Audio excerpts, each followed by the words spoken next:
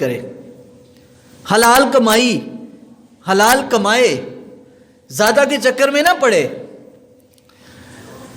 اور حضور نے فرمایا من سعى على عياله في حله فهو كالمجاهد في سبيل الله ومن طلب الدنيا حلالا في عفاف كان في درجات۔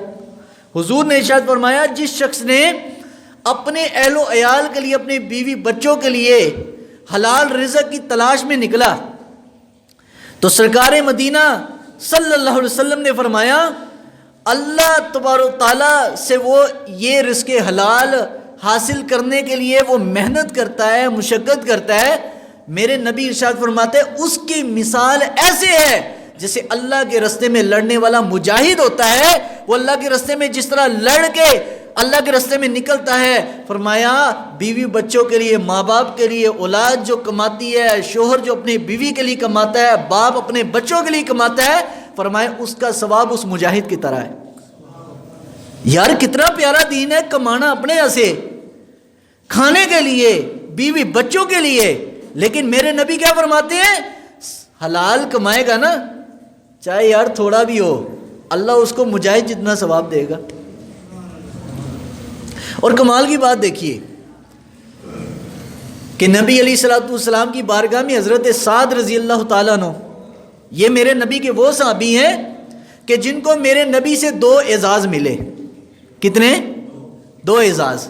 پہلا اعزاز تو نبی پاک کی زبان سے یہ ملا حضرت سعد بن ابی وقاص کو کہ عشرہ مبشرہ صحابہ، عشرہ مبشرہ ان کو کہتے ہیں کہ جو نبی پاک نے جن کو زندگی میں ہی فرما دیا کہ تم کچھ بھی نہ کرو تم جنتی ہو۔ 10 صحابہ کا نام لیا، ان میں حضرت سعد بن ابی وقاص رضی اللہ تو 5ویں نمبر پر ہیں۔ پہلے صدیق اکبر، ابو بکر فی الجنہ، عمر فی الجنہ، عثمان فی الجنہ، علی فی الجنہ، سعد بن ابی وقاص فی الجنہ، 10 صحابہ کے نام لیے، 5 کا میں نے بتا دیا۔ تو 5ویں نمبر پر ہے۔ پہلا اعزاز تو یہ، دوسرا اعزاز ان کو کیا ملا کہ نبی پاک کی زبان سے حضور نے حضرت سعد کو دعا دی کہ اے سعد تو زبان سے جو کچھ بھی کہے گا اللہ تیری دعا قبول کرے گا۔ اچھا یہ 2 اعزاز ملنے کے باوجود بھی سعد بن ابی وقاص کیا کر رہے ہیں؟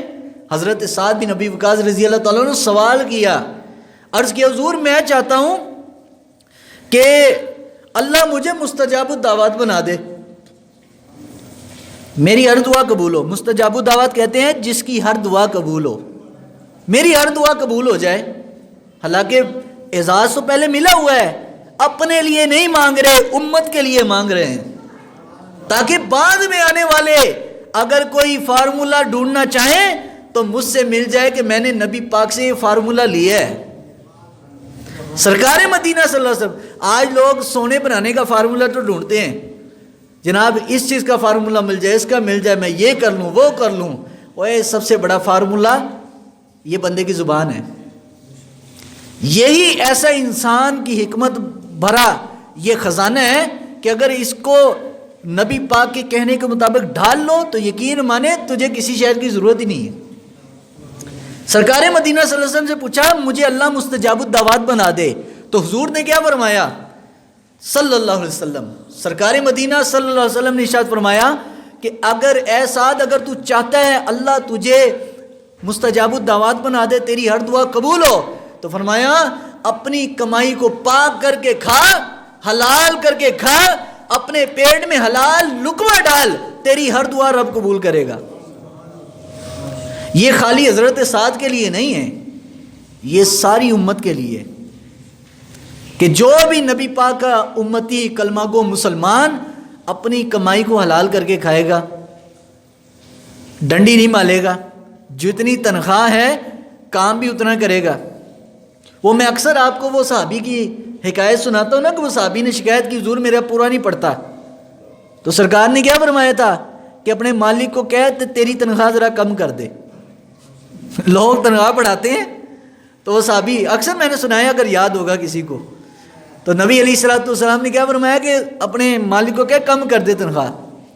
تو بھائی بڑے عرصے بعد آئے تو عرض کیا حضور میں اب بڑا خوشحال ہوں، پہلے 3 درہم لیتا تھا پورا نہیں پڑتا تھا، اب 2 لیتا ہوں، تو جناب برکت ہی برکت۔ حضور نے فرمایا اصل میں تو کام جو ہے وہ تو 2 کا کرتا تھا، لیکن کمائی تو 3 کی لے رہا ہے۔ اسی وجہ سے جو تیرا حلال پیسہ ہے حرام مکس ہو کر وہ تیری حلال کی برکت بھی گئی۔ تو یار اس لیے یار کس کے لیے کما رہے ہو؟ اتنی پراپرٹی جائیدادیں کس کے لیے بناتے ہو؟ اپنی پراپرٹی جائیداد تم اس لیے بنا رہے ہو کہ بچے سکھی رہیں، لیکن یاد رکھو ساتھ تمہارے جناب یہ 3 گز کا کفن ہی جائے گا، یہ کفن ہی جانا ہے، اس کے علاوہ تمہیں ملنا کچھ نہیں ہے۔ تو اپنے رزق حلال کا بندوبست کرو۔ تو میرے نبی صلی اللہ علیہ وسلم نے ارشاد فرمایا من اکل الحلال 40 یوما نور اللہ قلبہ واجرى ینابع الحکمت من قلبہ علی لسانہ۔ سرکار مدینہ صلی اللہ علیہ وسلم نے فرمایا جس نے 40 دن، کتنے؟ 40، لمبا چوڑا نہیں بتایا، صرف 40 دن، فرمایا اس چیز کی جو بندہ پابندی کر لے کہ اپنے پیٹ میں حرام کمائی کا ایک لقمہ بھی نہیں ڈالے گا، اپنے پیٹ میں صرف حلال کمائی ڈالے گا، کتنے دن؟ 40 دن۔ تو حضور نے فرمایا پہلا فائدہ تو اس کو یہ ہوگا کہ اللہ اس کے دل کو نورانی کر دے گا، اور نمبر 2 پر حضور نے فرمایا اس بندے کی زبان سے حکمت جاری ہوگی، وہ زبان سے جو کہے گا رب اس کو پورا کر دے گا۔ جو 40 دن، زیادہ لمبا چوڑے نہیں، صرف 40 دن جو پابندی کر لے، تو میں کہتا ہوں جو 40 دن کرے تو اس کی ہر دعا قبول ہے، تو جو پوری زندگی ہی کر لے اس کو کسی چیز کی تھوڑ ہوگی بھائی، اس کو کسی شے کی کمی نہیں کہ جب اللہ کے نبی نے اس کو جو ہے سب کچھ عطا کر دیا ہے۔ تو یار اپنے مال کو پاک کرو، حرام کمائی سے اپنے آپ کو بچاؤ۔ یہ بڑا افسوس ہوتا ہے کہ جب بھی مسلمانوں میں کسی شے کی، کسی چیز کا بحران آتا ہے نا، آپ کو پتہ ہی ہوگا ہر سال آتے رہتے ہیں بحرانات، کبھی چینی کا بحران، کبھی آٹے کا بحران، کبھی کس چیز کا بحران، تو لوگ اس کو ذخیرہ کر لیتے ہیں، تاجر، اور ہم جیسے بھی بیچ میں انویسٹمنٹ کرتے ہیں، چلے یار پیسہ پالا ہے، اے جناب سٹاک کر لینے بعد چ بیچیں گے، رمضان آ جائے تو کھجوریں سٹاک ہو جاتی ہیں تاکہ مہنگی کر کے بیچیں گے۔ ذخیرہ کرنے سے حضور نے منع کیا ہے۔ جب آٹا ذخیرہ کیا تو وہی جو اصل اس کی ریٹ 40 روپے ہے تو لوگ 80 روپے کر کے 100 روپے کلو کے حساب سے بیچا۔ تو یاد رکھو وہ اپنے پیٹ میں حلال نہیں ڈال رہے، وہ حرام کر کے ڈال رہے ہیں۔ اسلام نے کسی چیز پر منافع لینے سے منع نہیں کیا، لیکن ذخیرہ اندوزی کر کے بلیک کر کے بیچنے سے منع کیا ہے۔ آج کیا نہیں ہو رہا؟ ناراض نہ ہونا کچھ لوگ جناب دودھ کی پیداوار بڑھانے کے لیے جناب وہ کیمیکل ڈال لیا، کیمیکل ڈال کے لوگوں کو کیمیکل پلا رہے ہیں۔ تو مجھے یہ یاد رکھو اپنے پیٹ میں تم جو یہ ڈال رہے ہو نا لوگوں سے 2 نمبر چیزیں بیچ کر، ملاوٹ کر کے، پہلے تو خالی پانی تھا نا، چلو پانی تو کچھ سمجھ آتی ہے۔ ایک اس دن یہاں پر ہی ایک ہمارے بھائی تھے، وہ بھی اسی کا دودھ کا کام کرتے ہیں، تو دلیل پڑھی تھی انہوں نے، ہاں جی، کہ یار پانی اللہ کی نعمت ہے، اگر پانی اللہ کی نعمت نہ ہوندی تو پھر اللہ تعالیٰ نازل کو کرتا، اس لیے ہم دودھ میں ڈالتے نعمت ہے۔ میں کہا ماشاءاللہ، میں کہا منطق لوگ آپ سے سیکھے، کمال ہے یار، حرام کو حلال کرنے کی بھی لوگوں کے پاس بڑی دلیلیں ہیں۔ تو یہ یاد رکھیے پہلے تو خالی پانی، اب کیمیکل ڈال کے ملاوٹ کر کے پیسہ کمایا جا رہا ہے۔ دودھ آٹا ہے اس کو سٹاک کر کے دکاندار لوگوں کو ڈبل ریٹ کر کے بیچ رہے ہیں، کوئی چینی ہے، کچھ بھی ہے، ذخیرہ اندوزی سے میرے نبی نے منع کیا ہے۔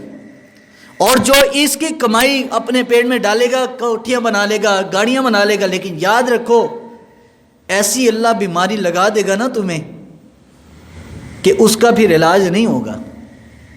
بڑے بڑے لوگ دیکھ لو، بڑی بڑی جاگیریں ہیں، بڑے بڑے، لیکن اللہ نے صحت سے محروم رکھا ہے۔ سب کچھ ہونے کے باوجود ڈاکٹر نے کہا جی اے نہیں کھانا، اے نہیں کھانا، کچھ بھی نہیں کھا سکتے، سب کچھ ہے، کیوں؟ حرام کر کے کمایا۔ جب حرام پیٹ میں ڈالا یا حرام کمائی ہے تو حرام کمائی یا حرام مال پیسہ تمہارے جسم میں شفا نہیں ڈالے گا. شفا صرف اللہ کے کیا ہوا، رسول اللہ کا کیا ہوا حلال پیسہ ہی تمہارے جسم میں شفا ڈالے گا.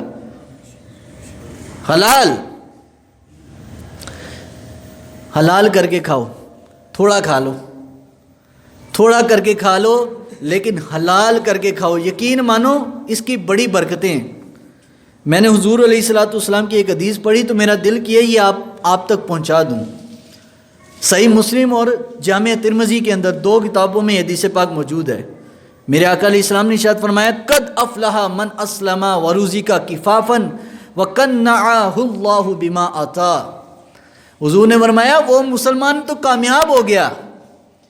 یار جس کو رسول اللہ کامیاب کہہ رہے ہیں وہ ناکام ہو سکتا ہے؟ بولیے. رسول اللہ نے اپنی زبان سے جس کو کہہ دیا کامیاب ہے تو کامیاب ہے. عقل کو تنقید سے فرصت نہیں، عشق پر اعمال کی بنیاد رکھ.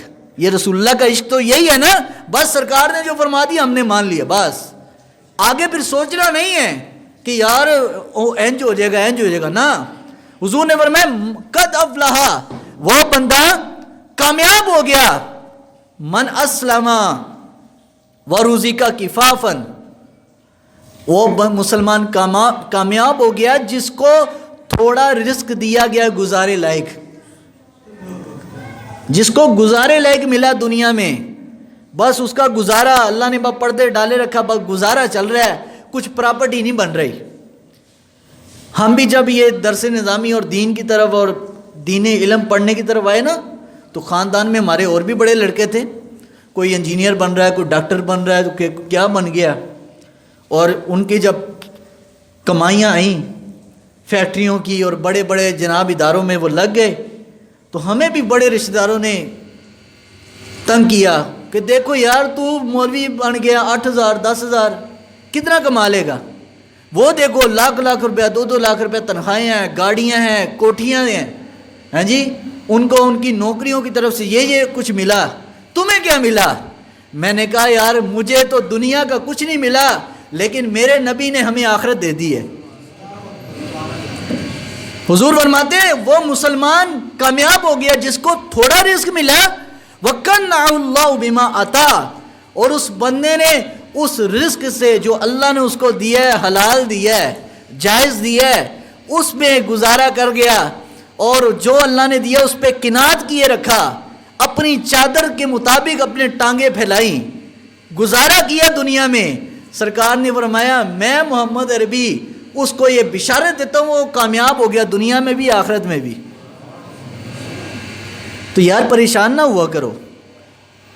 جب ہم دیکھتے ہیں نا بعض لوگ غریب لوگ جو بڑے دین سے بھی وابستہ ہوتے ہیں اور اس کے بعد جب کسی مالدار کو دیکھتے ہیں اور خصوصاً ایسے بندے کو کہ جو 2 نمبری کر کے پیسہ کما رہا ہے، اللہ رسول کی بات بھی نہیں مانتا، تو بنتا ہے نا دل ٹوٹ جاتا ہے. وہ یار اسی تے نمازاں بھی پڑھ رہے ہیں، ہم تو قرآن بھی پڑھتے ہیں، ہم تو اللہ رسول کی بات بھی مان رہے ہیں، لیکن اسی تے اوتھے ہی ہیں، ساڈا تے وہی 2 مرلے دا گھر ہے، یا ہم تو وہی کرائے پر رہ رہے ہیں.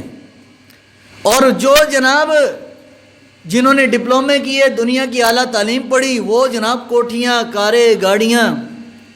تو یہ یاد رکھو حضور علیہ السلام کی بارگاہ میں ایک صحابی بھی آئے تھے، عرض کیا حضور مجھ سے لمبے چوڑے کا عمل نہیں ہوتے، مجھے مختصر چند باتیں بتا دیں.